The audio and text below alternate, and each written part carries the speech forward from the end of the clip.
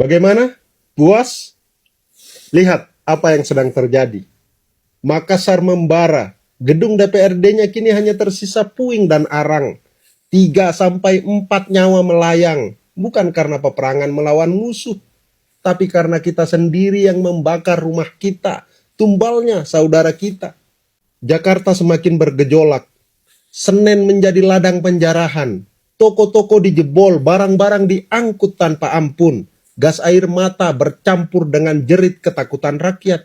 Bandung, Medan, Surabaya, Yogyakarta, Bengkulu, dan daerah-daerah lainnya, semuanya menyala dengan api dan amarah.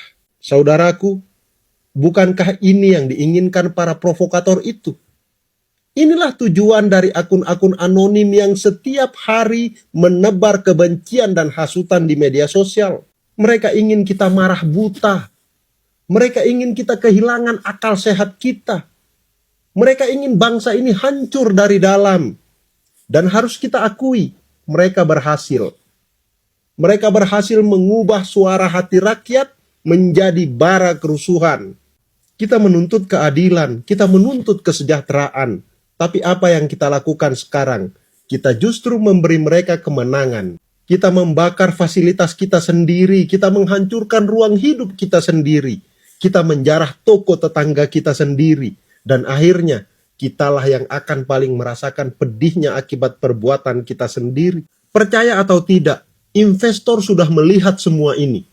Mereka yang tadinya siap menanam modal, menciptakan pekerjaan, kini mungkin berpikir ulang. Bahkan mungkin sudah ada yang bersiap angkat kaki. Apa artinya? Lapangan kerja kita akan semakin sempit, ekonomi akan semakin terpuruk, dan jangan kaget bila PHK massal segera menyusul. Ini bukan ancaman, ini kenyataan pahit yang akan kita telan jika situasi ini terus dibiarkan. Sadarlah, jangan biarkan kita jadi pion dalam permainan orang-orang yang bersembunyi di balik layar. Mereka menyalakan api, tetapi kitalah yang terbakar.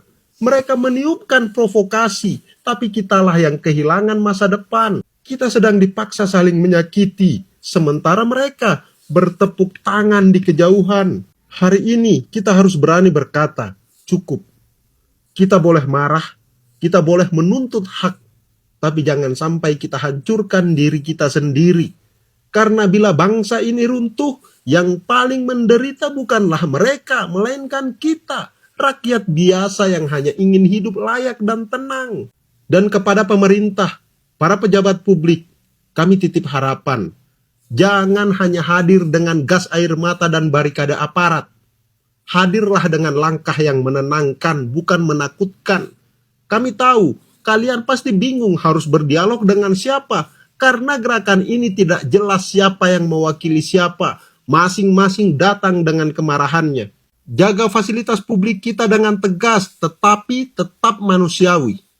Tindak para provokator digital dan penyusup lapangan tanpa ampun. Dan yang terpenting, tunjukkan bahwa kebijakan negara benar-benar berpihak kepada rakyat kecil, agar keresahan tidak lagi menjadi bara yang mudah disulut.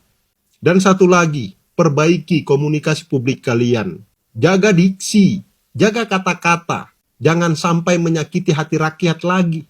Saudaraku, bangsa ini masih punya harapan. Selama kita mau menahan diri, selama pemerintah mau hadir dengan hati, kita bisa keluar dari kegelapan ini. Thank you.